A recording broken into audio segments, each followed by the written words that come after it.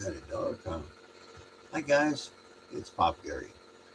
I did the full armor of God, and I had my grandson erase it. I was smacking gum. Shame on me. I should have been spanked for it because the speaker on this thing is really good, and it's trying to make a point of full armor of God, but you didn't need to hear the smacking of gum every time I talk to you. So I'm going to get back to the full armor of God. I think it's important that people know about the full armor of God. And I know, I'm not saying that none of you that are listening know, but it's how I'm going to give it. It's not going to be from a pastor. I'm going to do it my little storylines I do. I try to make a story out of it, but I want to do it. So, full armor of God, for those who need to know, it's in Ephesians 6, um, 10 through 18. Okay, Ephesians 10 through 18. Um, I'm not going to read it because you guys can read it because, like I say, I'm going to give you the armor that you need to wear. We're going to start with it's the waistband of truth. I like to call it a buckle. Again, I'm telling you my terminology. It's a buckle, waistband. Hold the pants up. But on it, it says truth. And truth in God's way of thinking is very critical. There is a lot about lying in the Bible. If you ever want to see what liars are, look it up. It's a sin. And I try to teach people. I tell my daughter, my grandchildren, my great grandchildren, my family, and my friends, don't lie. Um, I have a business that had 65 employees, and not counting my office staff. We used to get together with them and have meetings. And I tell them all, please don't lie. Tell the truth. We're not going to get mad. It's a lot easier to say the truth than it is to lie because lying's a pain. I'll give you an example. I was 22, fresh out of the military, and I had two bosses. And we had a tool that got broken. I broke it. And I didn't realize that two of the guys in the shop, we had 15 employees at that time, had already told the boss that I had broken.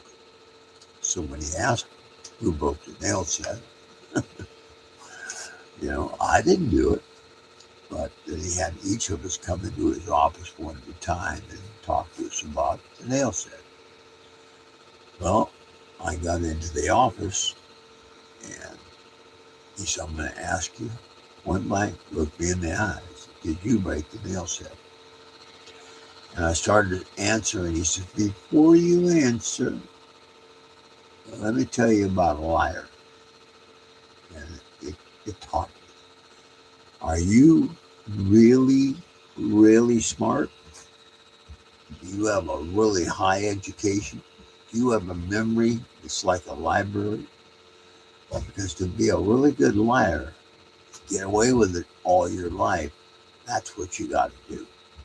And he asked me now, did you break it? And of course, I broke it. I started to cry because remember I told you guys I'm a crybaby.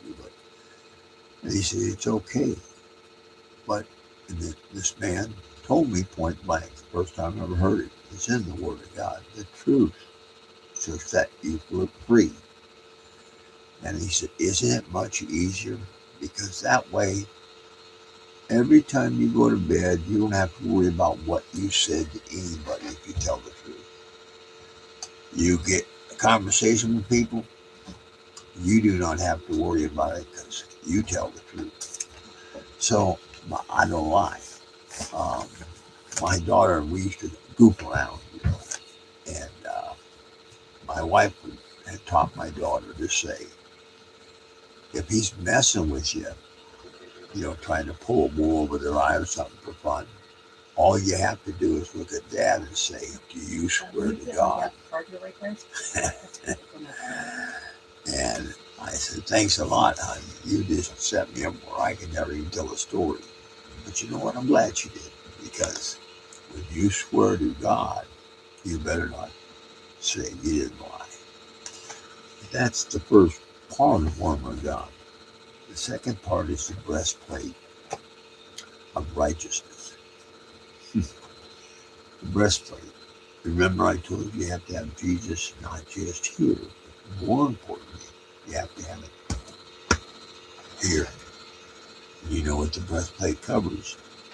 You bet your heart. So if you have that breastplate on and it's protecting your heart, are you a righteous person? Now, I'll tell you the truth. I've not always been righteous, and I do struggle at times. But the point is, that's why you got to put on the full armor of God. Be a righteous person. I'm going to say person. Study about righteousness. It's in the Word.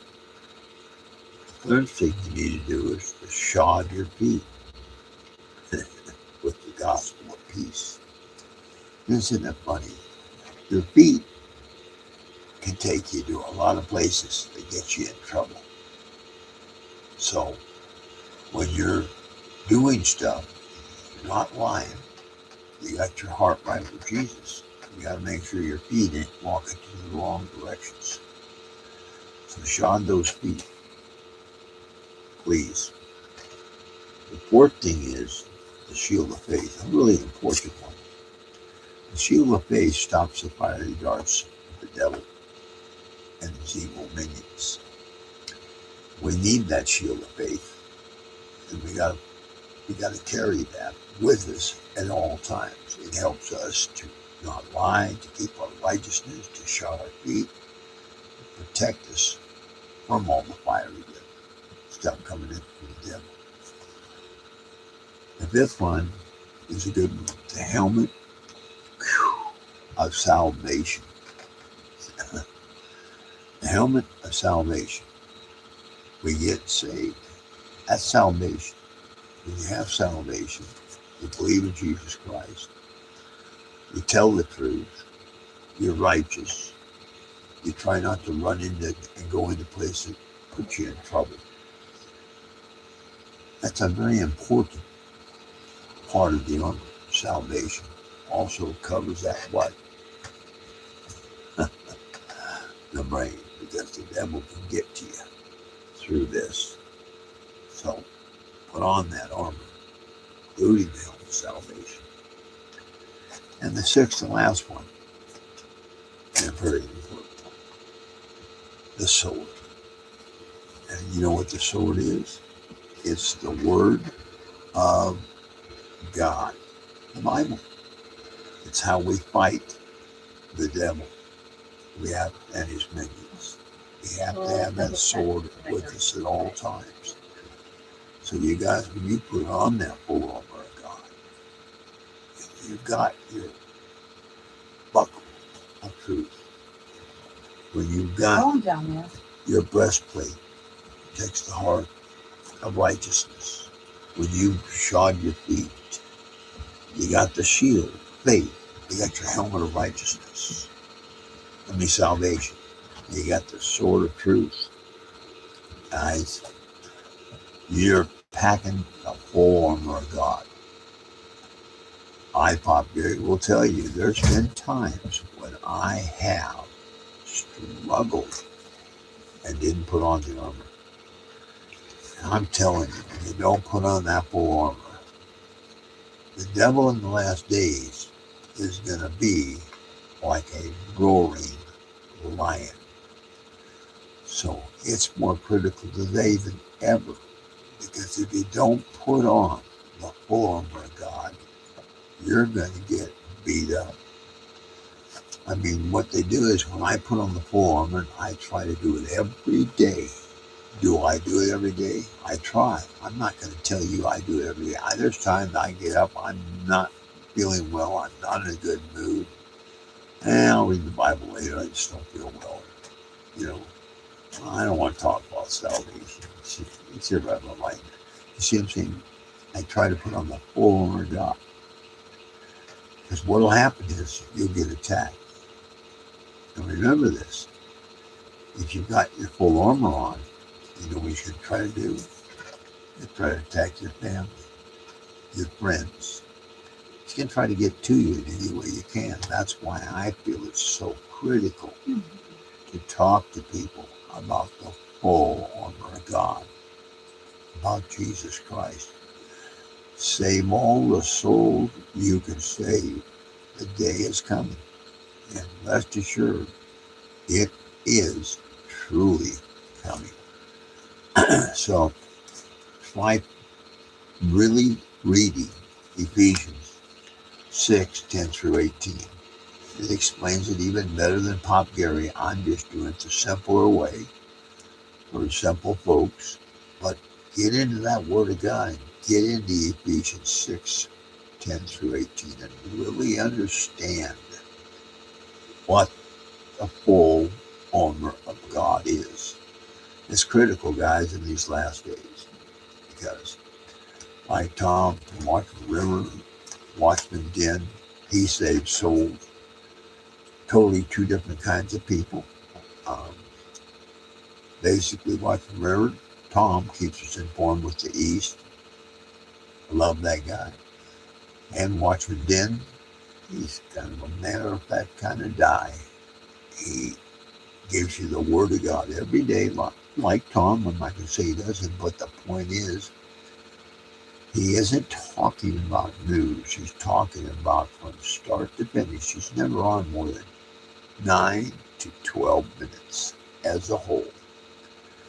But he's trying to constantly give you scriptures so that you can understand your soul has to go to Jesus. Remember, I told you before, there's two kinds. Two.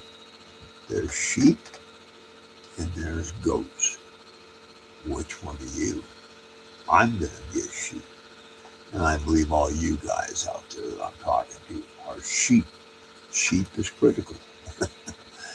Or there's wheat and there's tare. Remember, in the Bible it says, should we separate? And they say, no, wait till the harvest. When we cut it, we'll separate the wheat from the tare and bundle the tare up and burn it. The wheat is us, you and me. We're going to go to see Jesus. We're going to be happy for eternity.